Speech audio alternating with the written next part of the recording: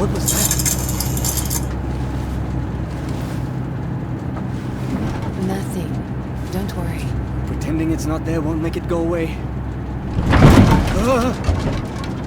In 2010, Frictional Games released Amnesia: The Dark Descent, arguably one of the most frightening games of the decade. However, the follow-up, Amnesia: A Machine for Pigs, was developed by the Chinese Room, and it failed to live up to the reputation of the original.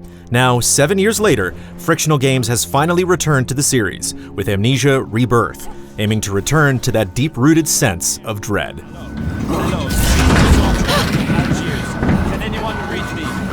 The story centers on explorer Tassi Trianon after her plane crashes in the Algerian desert. Although she has trouble remembering what exactly happened, she sets off to reunite with the rest of her crew and survive with her unborn child. As she slowly uncovers secrets connecting to the original game, Tassi falls deeper into the rabbit hole of despair and desperation. The story can be a little hard to follow at times due to Tassi's amnesia and confusion, as well as the stress and tension of navigating each perilous location. But with everything she goes through, it's easy to root for her quest to find some semblance of peace and relief. Live for the child, like you said. Find the others. Get home. The environments are larger and more varied than the sinister castle halls of the Dark Descent. Scorching deserts, pitch-black caves, and otherworldly settings throw you off balance every time you start to catch your bearings. Each area has its own host of challenges to overcome, adding variety and unpredictability to exploration. They also contribute to different types of fear and anxiety that keep the scares palpable and diverse throughout the entire journey. Maybe this isn't such a great idea. Fear and darkness are the main obstacles you must contend with as you nervously search for your companions. The only weapons are your wits and light.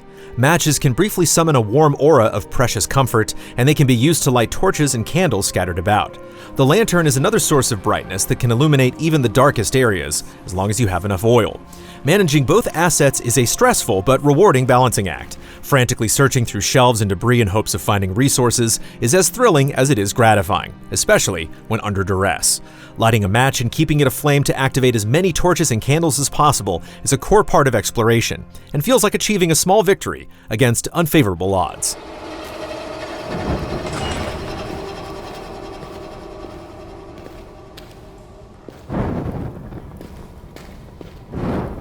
Light isn't your only tool, though. Tassi also has a mysterious amulet that opens cracks in time and space.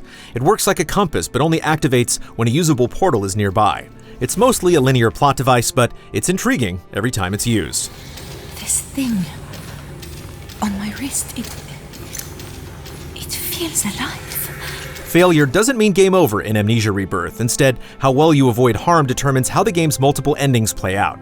Spending too much time in darkness or near enemies will rightfully freak Tassi out, but fear can be avoided or reduced by staying hidden and carefully managing light sources. Checking in on Tassi's child can also reduce fear, and more importantly, it offers moments of context and contemplation through intimate monologues.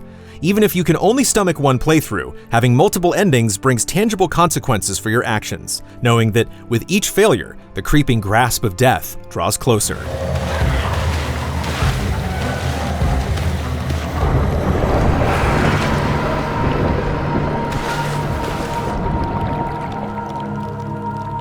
Similar to the Dark Descent, a handful of puzzles help shake things up and force you to engage with your surroundings in meaningful ways. While not especially confusing, a few can be troublesome and hinder progression for extended periods of time. They're mostly what you'd expect, involving manipulating the environment or using clues to operate machinery, but for the most part, they are creative and enjoyable to decipher. Having to figure things out when danger is just around the corner is especially frightening, and the prolonged and heightened pressure is a testament to just how intense Rebirth can be.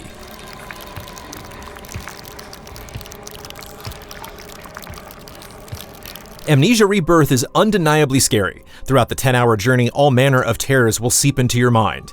Jump scares, existential dread, claustrophobia, and necrophobia should keep hardened horror enthusiasts on edge and exhausted. A lot of the fear can be attributed to the audio and visual design. As darkness slowly envelops you, the unsettling sound of clicking relentlessly claws at your ears. The initial spark of a match produces hope, followed shortly by misery as its light eventually sputters out and leaves you vulnerable. The striking contrast of bright deserts with eerie wastelands vividly highlights the different hazards in each area, engrossing you in the struggle for freedom. Holy Mother of God. Amnesia Rebirth is a triumphant return to form for the franchise. A few puzzles might stump you, and the story can be a little hard to follow, but carefully managing resources is a fun balancing act with meaningful stakes for failure, while the environmental variety keeps you feeling vulnerable. Arriving just in time for Halloween, Amnesia Rebirth is here to remind you of the true meaning of fear.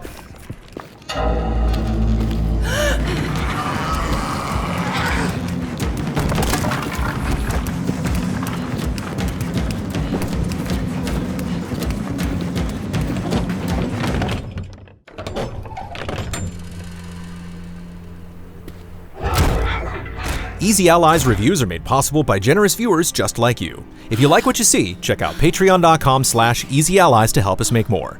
This week, we're throwing a patron party. Head to our Patreon between October 19th to the 24th for extra videos and bonus rewards.